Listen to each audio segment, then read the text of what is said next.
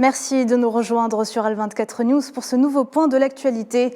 Le président algérien prend les facilitations nécessaires pour la réalisation de la route terrestre Tindouf-Zouéret, la route avec les frontières légales entre la Mauritanie et le nord de l'Afrique.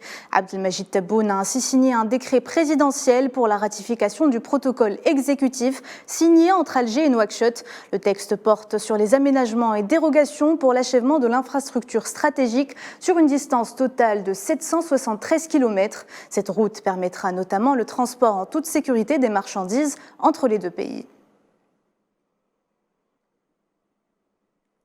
Le ministre des Affaires étrangères algérien Ramtan Lamamra prend part à la 42e session du Conseil exécutif de l'Union africaine, dont les travaux se dérouleront ce mercredi et demain jeudi au siège de l'organisation à la capitale éthiopienne Addis Ababa. Ces travaux s'inscrivent dans le cadre des préparations du 36e sommet des chefs d'État au gouvernement de l'UA. Plusieurs rapports concernant la paix et la sécurité alimentaire en Afrique et le renouvellement des membres de certains organes annexes seront soumis à débat lors de ce Conseil.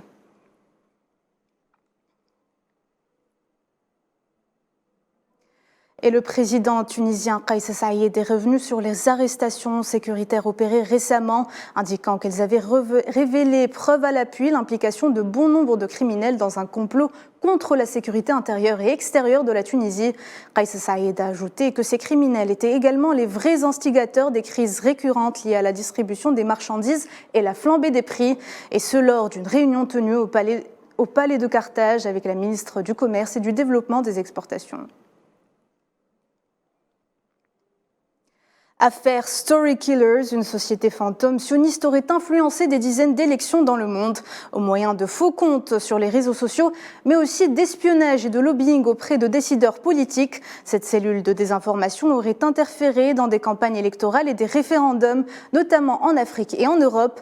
La société sans existence légale, surnommée Team George, est composée d'anciens membres des services de sécurité sionistes. Direction l'Afrique, le président de la transition burkinabé Ibrahim Traoré a promis le respect du calendrier électoral selon la Commission électorale nationale indépendante. Pour rappel, la charte de la transition signée le 14 octobre 2022 par le président de la transition prévoit l'organisation d'élections générales au terme d'une période de 24 mois à compter du 2 octobre dernier. Et avec plus de 5000 morts suite au séisme qui l'a secoué, la Syrie sous embargo international fait face aujourd'hui à une situation catastrophique.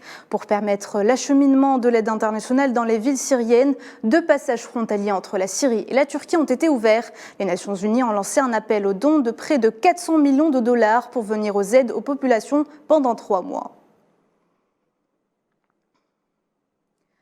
Des colons sionistes ont perpétré des actes de vandalisme tôt ce matin dans 2 gouvernorats palestiniens au nord de la Cisjordanie occupée. À Jenin, les colons ont attaqué les véhicules des citoyens avec des pierres près du site de la colonie évacuée de Homish, près du village de Selat al-Dahr au sud de la ville. Et à Naplouse, des colons ont mis le feu à un véhicule dans la localité de Ourif au sud.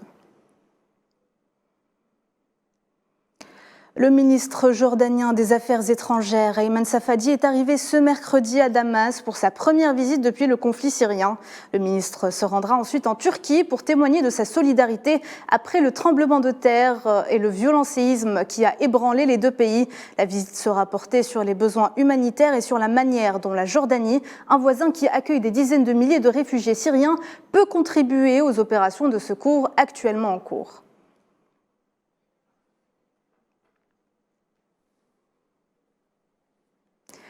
Et c'est la fin de ce point de l'actualité. Merci de l'avoir suivi. On se retrouve à 19h pour le journal de la rédaction.